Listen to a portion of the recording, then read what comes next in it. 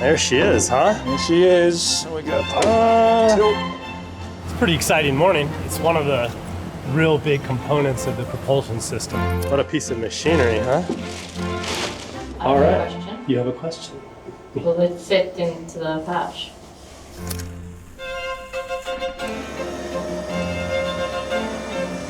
I think we're gonna have like less than half a centimeter clearance. Less than half. Keep going down. No, hold. Dan was just saying that this was by far the trickiest thing to fabricate on the boat, and we didn't film any of it.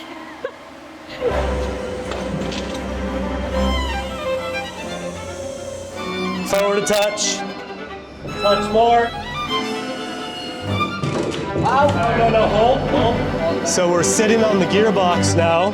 I just need to think about this for a sec.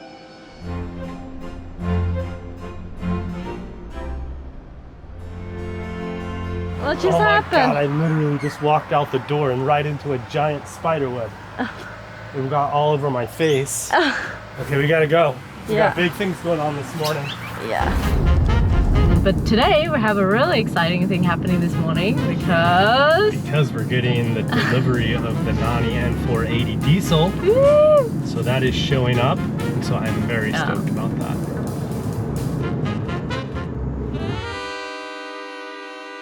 So we got a few minutes until the engine shows up, but I just started thinking about how crazy it is that it was just a little over a year ago we decided to build a boat here in Australia.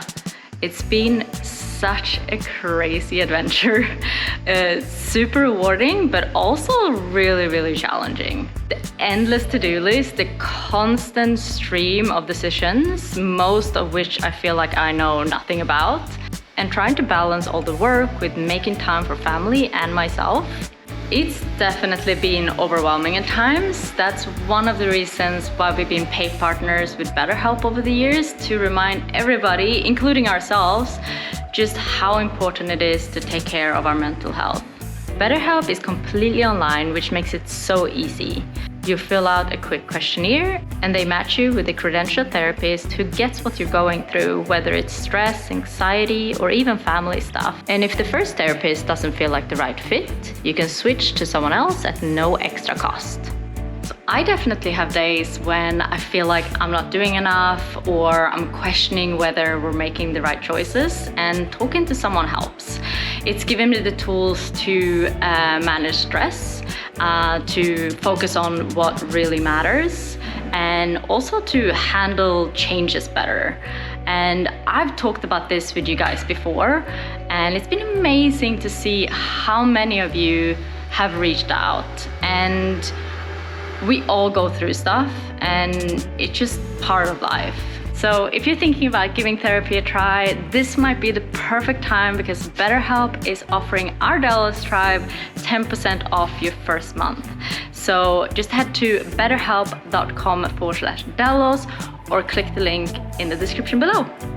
Okay, I think that was perfect timing because the engine is just arriving.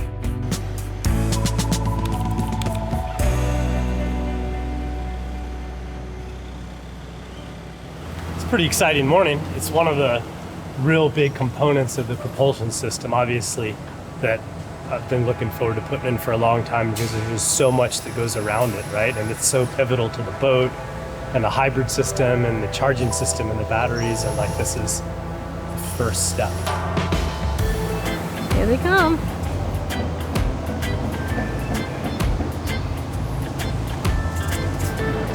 Welcome, Steve. Morning. Good to see you, buddy. Thanks for coming this morning. It's a pleasure. Perfect timing. Exciting day. Yeah.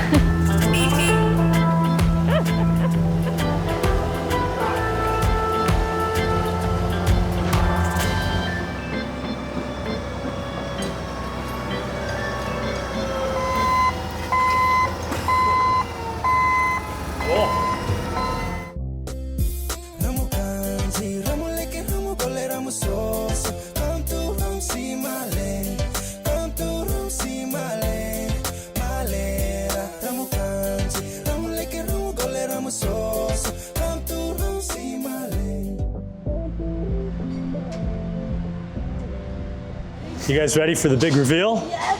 I'm ready. All right, Steve, let's do the big reveal. There's some sort of a shiny blue object in here. There she is, huh? There she is. We got tilt over. So far, so good. Whoa, cool. What a piece of machinery, huh? This is very exciting.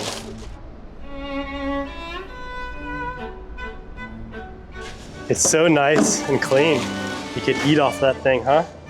So tell us what we've got going on here. This is a Nani N480 480. with a TM345A. 345A hydraulic gearbox. Turbo intercooled engine Yeah. for obviously a bit more compact power and also improved efficiency. So what am I So looking the at here? turbos. This here. is the turbo. This is boost air coming out of the turbo. This is your intercooler across the back. Injectors. Injection pump. So Nani injectors. been very clever with this engine. It meets the current emission standards for the US and Europe, so the strictest emission standards, and it's still a basic mechanical engine. So that was one of the things that really drew me to Nani in general, is the mechanical nature Electronic of the company. injection systems. I've actually had a few friends that have been stuck places because they've had electronic components fail, and I really just like the idea of having everything mechanical, being able to carry spares. Yep. I don't normally carry like Easily- spare easily injectors and self-serviced, yeah. yeah, exactly. Yep. Because it's a Kubota base engine, Exactly. it's a very common engine family and all sorts of equipment all over the world as well. Yeah. So there's readily So it's basically available like a parts. tractor block. Yep. Tractors, And then it's been generators, marinized. lighting towers, all sorts of stuff. So the parts are everywhere. Yep. Is this an oil pump? That's or your what? oil change pump. Ah, that's so nice. So That's again- something that I love to have on every motor, is an easy way to change for every So engine. straight up. Perfect. Heat exchanger, exhaust manifold, header tank assembly with the heat exchanger itself in the bottom here.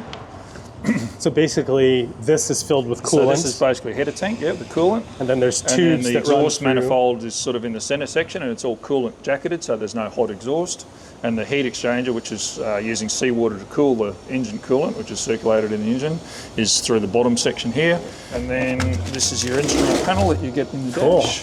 So we get RPM, temperature, pressure. oil pressure and temp. Temperature. And I love that these are actually real gauges instead of just warning or indicator lights. Overall, really a very simple engine. to look Yeah, after. and well laid out and easy to service.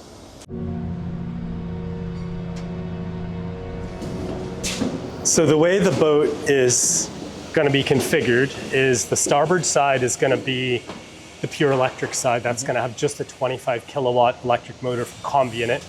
And then our port side is going to have the Nani N480 coupled to the 25 kilowatt electric motor. So this will be the hybrid side. So yeah, welcome to the port engine. I'd call it engine room here. It'd be an engine bay, or is it big enough to be a room? Kaz is all the way over there. Yeah. We've got about almost 2 meters between us, so it's a good amount of space.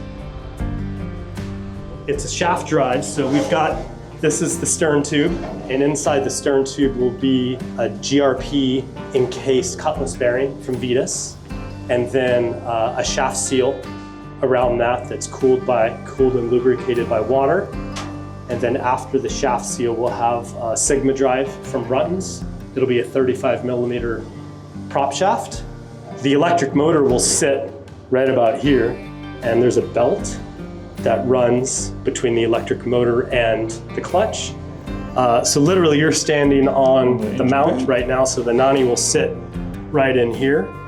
Gearbox should be approximately right here, and then there'll be the hybrid system after that.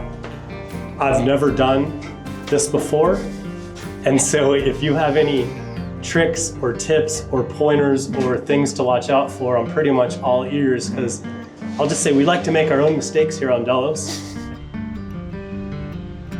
My plan was basically to just drop the Nani in here, sit it on the mounts, see how it fits. Make sure you've got clearance to Make the sure we've frames got and everything. clearance around everything, and then do the same thing with the prop shaft and the cutlass bearing. And then once I have the engine and the hybrid system in and where I want it, that should allow me to align the prop shaft. Once we've got the engine sitting in place, then we'd start to come up with the concept of where we're going to run the exhaust system We've got to make sure we've got enough fall on it from the engine to the water lift muffler. We've got to make sure we've got enough lift on the discharge side of the muffler to the overboard so we don't get any backfilling. Same with the seawater strainer, the relationship of the strainer to the water lines. So we probably need to be putting up about, it should be about 10, maybe 10 centimeters or so above the water line. Above the water line should be fine. Hey guys, we released a whole video of our discussion with Steve chock full of information. If you'd like to see this and lots more like it, please head on over to patreon.com/svdelos. Yeah. And in part of that process, because you're offering everything up without it being rigidly fixed from the get-go, you can check your serviceability on everything too. You can make sure you've got enough room to split the coupling, to change the belt. You can make sure you've got enough room to access the propeller shaft seal, and that way hopefully optimise your installation for easy life in the future. That's because I'm the one that's going to service it, so that's super important to me. Yep. Do you just literally, once you get it where you are and you have the holes for the mounts, do you just mark them and then drill them? Mark it with a pen or something? Often just mark it out with a Sharpie pen. Yep. And then, if necessary, just move the engine out of the way and drill a hole. That's it? Yep. All right. Question. You have a question? Will it fit into the patch? So that was the question on all of our minds, and it was a puzzle we'd soon tackle. But while we mulled over the logistics behind the scenes, Dan had been busy fabricating one of the most complex components of the build so far. A project you'd think we would have documented in its entirety, but Dan was just saying that this was by far the trickiest thing to fabricate on the boat, and we didn't film any of it.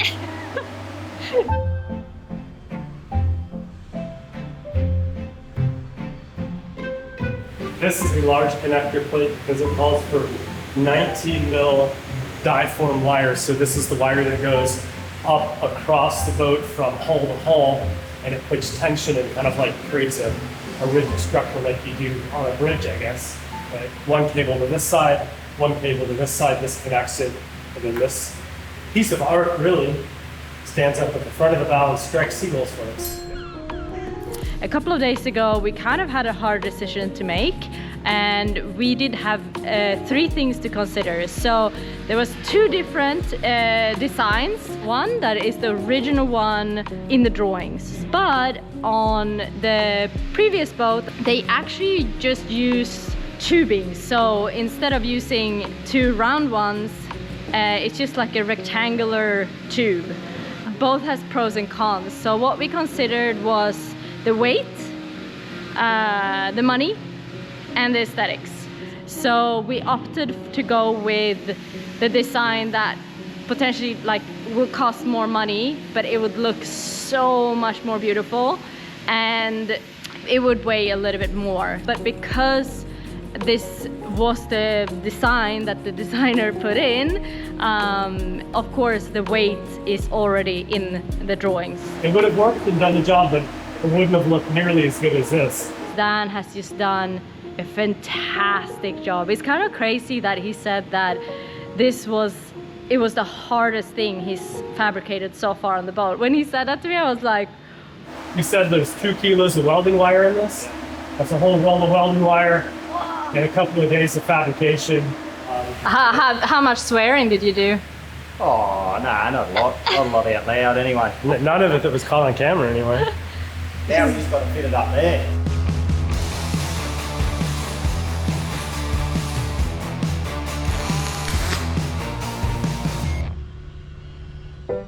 the Seagull Striker fit beautifully.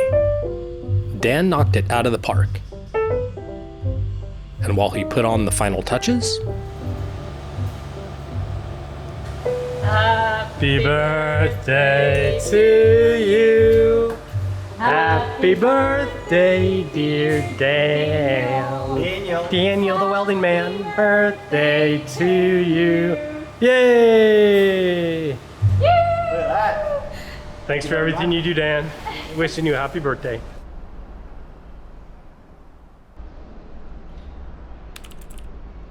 Today's plan this morning, we are going to dry fit the Nani diesel into the port side engine room. I measured the opening yesterday and It is just barely wide enough. Oh, really? I think we're gonna have like less than half a centimeter clearance. Less than half. It's gonna be really like tight. 4 or 3 millimeters. And then we're about 20 centimeters short on You're gonna have to our angle length. it. Okay. So we can't pick the engine up straight. We have to kind of tilt it like this Okay. and lower it down. So.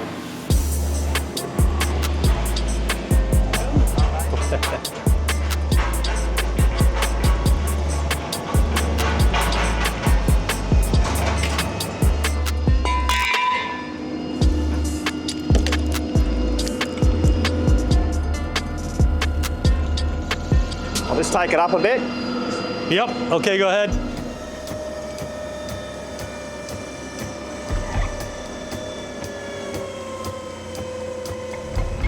Since we knew the clearance was going to be super tight, we now needed to tilt the engine as much as possible in order to reduce its length. So that's as far as you're going to get, Yeah, well, because that's all the weight on that one block now.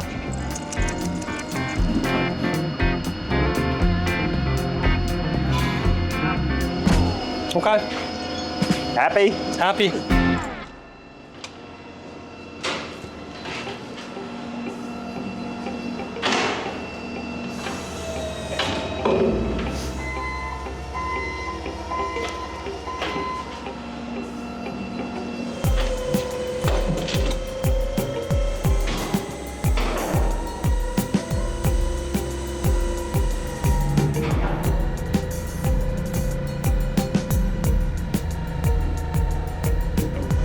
Looking good. Be high enough now.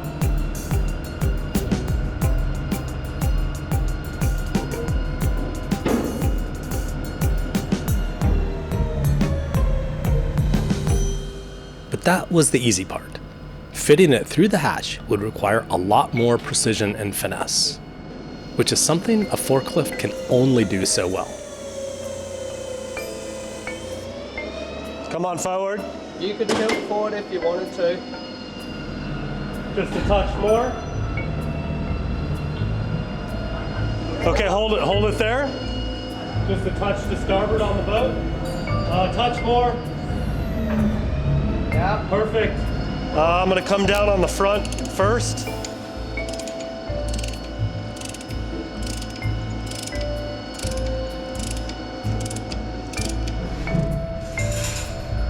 I'll go down on the fork now. Looking good. It's sitting on the back. It that is. hitting on the Okay, back? hold there, Dan. Keep going down. No, hold. So we're sitting on the gearbox now. You want me to come up a bit? No, I just need to think about this for a sec. The front of the engine had made it through the hatch, but the gearbox was caught at the back and there was no more room to maneuver forward. We need to carefully pivot it, avoiding any damage to the engine or the boat. You want me to come forward? No, you can't because the thermostat housing is hitting now. So I need to come down about this much, and I'm wondering if we let the gearbox sit on the boat, it'll pivot it a little bit more. I can get below the thermostat housing and then we can start coming forward. You don't want to do it in a controlled manner with another come along on the back?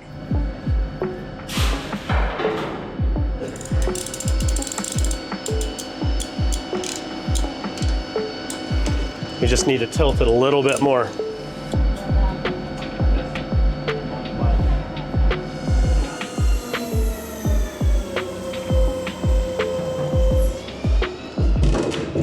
Oh. It turns out, getting the engine in was less about muscle than it was about communication and mastering the art of micro adjustments. Down a little bit. Down a touch. Forward a touch. Down a touch. Forward. Okay, now no more forward. Once you get it in, start backing off that come along on the back, Nate. Okay, hold.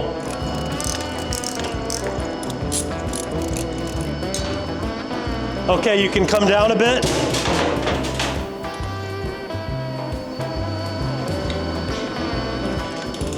Oh, that's pretty level there.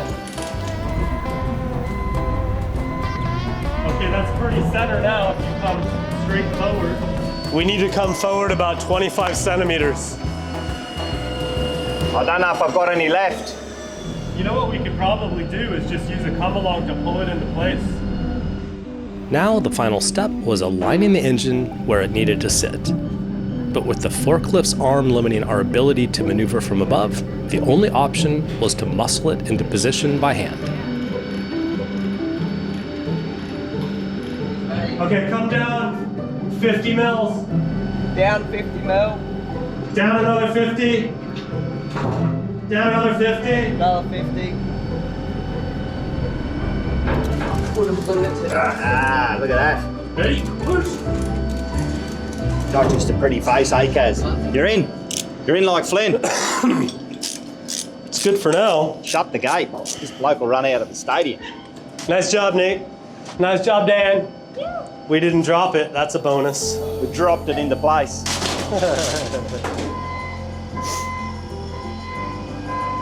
Now the plan is just to get everything aligned. So I have to align the mounts. I have to make sure the engine is straight. I have to set my clearance on the front. And then I literally just start fitting stuff. So I want to figure out where the exhaust is going to run, where the raw water is going to run, put everything together. I need to install the stern tube, get everything set, and then pull everything out. Because after everything is set and all the welding is done for the mounts, then we'll probably paint everything, paint the bilge in the engine room, and then we'll put it all back in.